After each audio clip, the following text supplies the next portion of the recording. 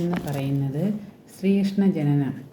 മുൻ കരാർ അനുസരിച്ച് ദേവകി ആദ്യം പ്രസവിച്ച പുത്രനെ വസുദേവൻ കംസൻ്റെ അടുക്കൽ കൊണ്ടുചെന്നു.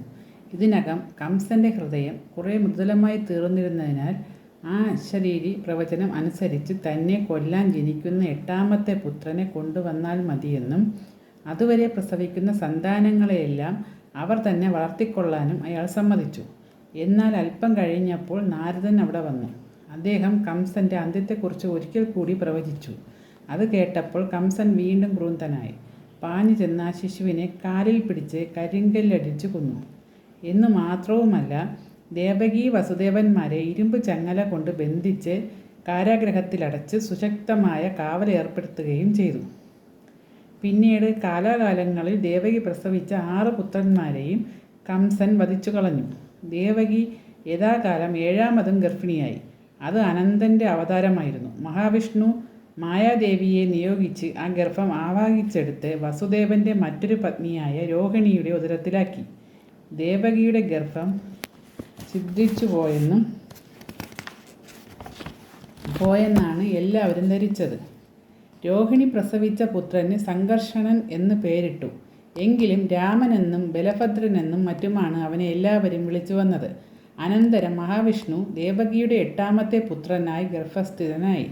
അതേ സമയത്ത് തന്നെ അവിടത്തെ നിയോഗാനുസരണം മായാദേവി നന്ദപത്നിയായ യശോദയുടെ ഗർഭത്തിലും പ്രവേശിച്ചു. 10 ദിവസം കഴിഞ്ഞപ്പോൾ ദേവകിയും യശോദയും ഒരേ സമയത്ത് തന്നെ പ്രസവിച്ചു. ചിങ്ങമാസത്തിൽ അഷ്ടമിരോഹിണി ദിവസം അർദ്ധരാത്രിയായിരുന്നു ഭഗവാൻ അവതരിച്ചത്. ആ സമയത്ത് പല മംഗളസൂചനകളും ഉണ്ടായി. അന്നേരം കാവൽക്കാരെല്ലാം ഗാഠനിദ്രയിലായിരുന്നു.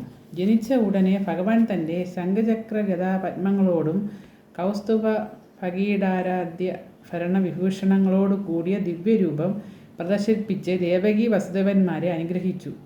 താൻ വീണ്ടും ശിശുരൂപം പ്രാപിച്ചാലുടൻ തന്നെ എടുത്തുകൊണ്ടുപോയി അമ്പാടിയിലുള്ള ഗോപകവാടത്തിൽ അതേ സമയത്ത് തന്നെ പ്രസവിച്ച് കിടക്കുന്ന നന്ദപത്നി യശോദയുടെ സമീപം കിടത്തി പകരം ആ പെൺകുട്ടിയെ എടുത്തുകൊണ്ടുവന്ന് തൻ്റെ സ്ഥാനത്ത് കിടത്താൻ നിർദ്ദേശിച്ചു. അനന്തരം ഭഗവാൻ വീണ്ടും ശിശുരൂപം പൂണ്ട് കൈകാലുകൾ കുടഞ്ഞ് കരയാൻ തുടങ്ങി. വസുദേവൻ്റെ കൈകാലുകൾ ബന്ധിച്ചിരുന്ന ചങ്ങല താനെ അഴിഞ്ഞു. അദ്ദേഹം ശിശുവിനെ കയ്യിലെടുത്ത് അമ്പാടിയിലേക്ക് പുറപ്പെടാൻ തയ്യാറായി. കാരാഗ്രഹത്തിൻ്റെ കവാടങ്ങൾ താനേ തുറന്നു. കാവൽക്കാരെല്ലാം നല്ല ഉറക്കം. ആ സമയം കൂരിരുട്ടും മഴയും ഉണ്ടായിരുന്നു. മിന്നൽ പിണരുകൾ വഴിതെളിച്ചു. അനന്തൻ ഫണം വിടർത്തി പിന്നാലെ ഇഴഞ്ഞ് ഒരു കുട പോലെ മഴയെ തടുത്തു. വഴിമധ്യേ കടക്കാനും ഉണ്ടായിരുന്നു. കാളിന്തിയും യമുനയും ജലം പകുത്ത് വഴിയുണ്ടാക്കി. അമ്പാടിയിൽ എല്ലാവരും നല്ല ഉറക്കം. യശോദ പ്രസവക്ഷീണം നിമിത്തം മയങ്ങിക്കിടക്കുകയായിരുന്നു.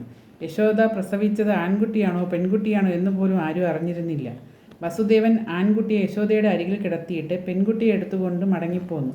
കാരാഗ്രഹത്തിൽ തിരിച്ചെത്തി പെൺകുട്ടിയെ ദേവകിയുടെ കൂടെ കിടത്തിയ ഉടനെ കാരാഗ്രഹത്തിൻ്റെ വാതിലുകൾ അടയുകയും വസുദേവൻ വീണ്ടും ചങ്ങലയാൽ ബന്ധിതനായി തീരുകയും ചെയ്തു. കുട്ടി കരഞ്ഞു കലശൽ കൂട്ടാൻ തുടങ്ങി. അത് കേട്ട് കാവൽക്കാർ ഉണർന്നു. അവർ ഓടിച്ചെന്ന് കംസനെ വിവരം ധരിപ്പിച്ചു. തൻ്റെ അന്ത്യം ആസന്നമായിരിക്കുന്നു എന്നറിഞ്ഞതുകൊണ്ടുള്ള ഭയവും പരിഭ്രമവും കോപവും എല്ലാം കൂടി സ്വസ്ഥത കൈവിട്ട കംസൻ കാരാഗ്രഹത്തിലേക്ക് ഓടി. അയാളുടെ വരവ് കണ്ട് ഭയവിഹ്വലയായി തീർന്ന ദേവകി ശിശുവിനെ മാറോടണച്ചു പിടിച്ച് ദീനം കരഞ്ഞുകൊണ്ട് നിർദോഷിയായി ഈ പെൺകുഞ്ഞിനെയെങ്കിലും തനിക്ക് തരണമെന്ന് കംസനോട് കേണപേക്ഷിച്ചു. നിർദ്ദയനും ദുഷ്ടനുമായ കംസൻ അതൊന്നും വകവയ്ക്കാതെ ആ കുഞ്ഞിനെ തട്ടിപ്പറിച്ചു വാങ്ങി. കാൽ രണ്ടും കൂട്ടിപ്പിടിച്ച് കല്ലിൽ അടിച്ചു കൊല്ലാൻ മേൽപോട്ടുയർത്തി. അത്ഭുതം! ആ കുഞ്ഞ് അയാളുടെ കയ്യിൽ നിന്നും വഴുതി മേലോട്ടുയർന്ന് സ്വന്തം രൂപം പൂണ്ട് ഇപ്രകാരം പറഞ്ഞു: എടാ ജലപ്രഭോ, നിന്റെ അന്തകൻ ഇപ്പോൾ ഒരിടത്ത് ജനിച്ചിട്ടുണ്ട്. സാധിക്കുമെങ്കിൽ കണ്ടുപിടിച്ചു കൊള്ളുക. അനന്തരം ദേവി അപ്രത്യക്ഷയായി. നിരാശയും ക്രോധവും മൂലം കംസൻ കുറേ നേരം ഇതികർത്തവ്യത മുടനായി നിന്നു. അയാൾ വിചാരിച്ചു, ദേവകിയുടെ 8ാമത്തെ പുത്രനാണല്ലോ തന്നെ കൊല്ലുമെന്ന് പ്രവചിക്കപ്പെട്ടിരുന്നത്. ഇത് പുത്രിയാണല്ലോ, അതുകൊണ്ട് അശരീരി ശരിയാകണമെന്നില്ല. ഇങ്ങനെ സ്വയം സമാശ്വസിച്ചുകൊണ്ടും നിർദോഷികളായ 6 കുഞ്ഞുങ്ങളെ കൊന്നുകളഞ്ഞതിൽ ഖേദം നടിച്ചുകൊണ്ടും വസുദേവനോടും ദേവകിയോടും ക്ഷമായാചനം ചെയ്യുകയും അവരെ കാരാഗ്രഹത്തിൽ നിന്ന് മോചിപ്പിക്കുകയും ചെയ്തു. ഏതായാലും കംസൻ അന്നു മുതൽ ഉറക്കമുണ്ടായില്ല.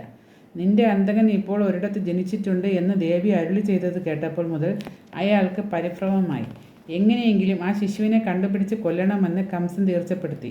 കഴിഞ്ഞ 10 ദിവസത്തിനുള്ളിൽ ജനിച്ച എല്ലാ ശിശുക്കളെയും കൊല്ലുന്നതിനായി മായാവികളായ രാക്ഷസന്മാരെ നാനാ ദിക്കുകളിലേക്ക് നിയോഗിച്ചു. ഗോകുലത്തിൽ കൊണ്ടുചെന്ന് കിടത്തിയിട്ട് പോന്ന ശിശുവിൻ്റെ സ്ഥിതി എന്തായെന്ന് നോക്കാം. ഭോജരാജ്യത്തിൽപ്പെട്ട ഒരു പ്രദേശമായിരുന്നു അമ്പാടി. ധാരാളം പശുക്കളെ വളർത്തിയിരുന്ന ഗോപന്മാർ എന്നൊരു കൂട്ടരാണ് അവിടെ വസിച്ചിരുന്നത്. പശുക്കൾക്ക് മേയാൻ പറ്റിയ അനവധി പുൽത്തകടികളും അരുവികളും മറ്റുമുള്ള മനോഹരമായ പ്രദേശമായിരുന്നു അത്. കാളന്തി നദിയിൽ അതിനടുത്തുകൂടിയാണ് ഒഴുകിയിരുന്നത്. ഗോപന്മാരുടെ പ്രധാനിയായിരുന്നു നന്ദൻ.